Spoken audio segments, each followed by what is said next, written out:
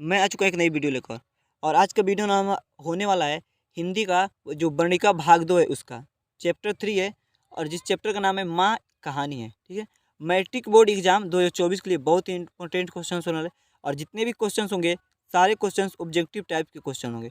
तो चलिए एक एक क्वेश्चन को करके देखते हैं। अगर वीडियो पसंद आए तो सब्सक्राइब जरूर कीजिएगा।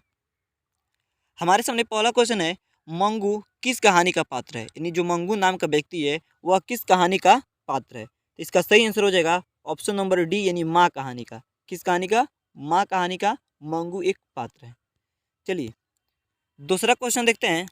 हमारे सामने दूसरा क्वेश्चन कह रहा है, माँ कहानी का कहानीकार कौन है। यानी जो माँ कहानी है उसके लेखक या कहानीकार कौन है। इसका सही आंसर हो जाएगा ऑप्शन नंबर बी, यानी ईश्वर पाटलीकर। क्या? ईश्वर पेटलीकर। माँ कहानी के कहानीकार कौन है? ईश्वर पेटलीकर। चलिए हमारे सामने तीसरा क्वेश्चन है, माँ कहानी में किसकी ममता का वर्णन किया गया। यानी जो माँ कहानी है इस कहानी में किसके ममता का वर्णन किया गया। इसका सही आंसर होगा ऑप्शन नंबर बी, यानी माँ के ममता का वर्णन किया गया। चलिए चौथा क्वेश्चन देखते हैं, माँ कहानी का प्रमुख पात्र कौन है। यानी जो माँ कहानी है उसका प्रमुख पात्र कौन है। इसका सही आंसर हो जाएगा ऑप्शन नंबर डी, यानी मंगू है। तो आप लोग को याद रखना है कि माँ कहानी का प्रमुख पात्र कौन है, तो मंगू है। चलिए पांचवा क्वेश्चन देखते हैं, मंगू कैसी लड़की थी। देखिए मंगू जो थी एक लड़की थी और वह कैसी लड़की थी। तो इसका सही आंसर हो जाएगा ऑप्शन नंबर सी, यानी पागल लड़की थी। मंगू कैसी लड़की थी? तो पागल लड़की थी। चलिए 6 नंबर क्वेश्चन देखते हैं, माँ किस भाषा में रचित कहानी। यानी जो माँ कहानी लिखा गया वह किस भाषा में लिखा गया। इसका सही आंसर हो जाएगा ऑप्शन नंबर सी, यानी गुजराती भाषा में। किस भाषा में? गुजराती भाषा में। तो आपको याद रखना है कि जो माँ कहानी है किस भाषा में लिखा गया है, तो गुजराती भाषा में। चलिए 7 नंबर क्वेश्चन देखते हैं, ईश्वर पेटलीकर की रचना है। यानी जो ईश्वर पेटलीकर हैं उन्होंने किस रचना को लिखा हुआ है। तो इसका सही आंसर हो जाएगा ऑप्शन नंबर बी, यानी खून की सगाई। किस रचना को? खून की सगाई। चलिए 8वां क्वेश्चन देखते हैं, माँ कहानी किनके द्वारा लिखा गया है। यानी जो माँ कहानी है वह किनके द्वारा लिखा गया है। इसका सही आंसर हो जाएगा ऑप्शन नंबर डी, यानी ईश्वर पेटलीकर के द्वारा। किसके द्वारा? ईश्वर पेटलीकर के द्वारा। चलिए 9 नंबर क्वेश्चन देखते हैं, माँ कहानी में कौन पागल था। यानी जो माँ कहानी है उसमें कौन पागल था। तो इसका सही आंसर हो जाएगा ऑप्शन नंबर बी, यानी मंगू। चलिए हमारे सामने 10 नंबर क्वेश्चन है, किसके पागलपन में सुधार देख लोग मंगू की माँ को अस्पताल ले जाने की सलाह दे रहे थे। यानी किसके पागलपन में सुधार को देखकर लोग मंगू की माँ को अस्पताल ले जाने की सलाह दे रहे थे। तो इसका सही आंसर हो जाएगा ऑप्शन नंबर ए, यानी कुसुम के। किसके?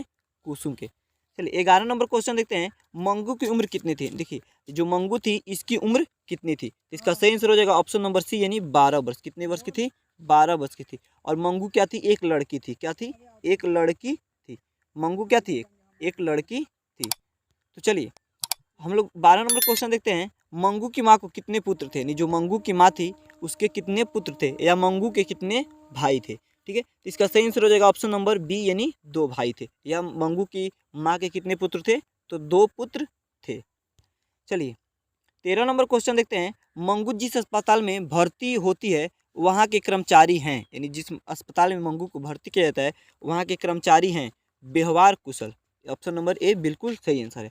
कैसे हैं? व्यवहार कुशल वहाँ के कर्मचारी लोग हैं।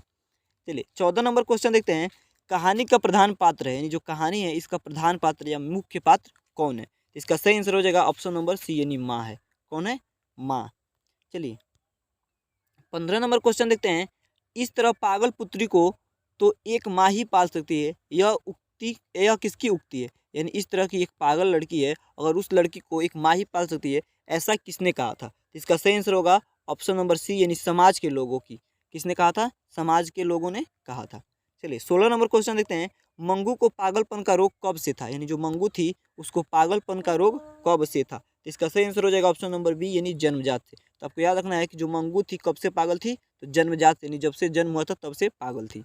हमारे सामने 17 नंबर क्वेश्चन कर रहा है, माँ जी में मंगू को अस्पताल में भर्ती कराने के बाद क्या परिवर्तन। जो माँ जी थी उनको मंगू को अगर भर्ती अस्पताल में भर्ती कराई तो उसके बाद इनके अंदर क्या परिवर्तन है। इसका सही आंसर हो जाएगा ऑप्शन नंबर सी, यानी वह भी पागल हो गई। यानी जो माँ जी थी वह भी क्या हो गई? पागल हो गई। तो दोस्तों अगर वीडियो आपको यहाँ तक पसंद आया हो तो सब्सक्राइब जरूर कर लीजिए और अपने दोस्तों के साथ शेयर कीजिए। तब तक मिलते हैं अगली वीडियो में।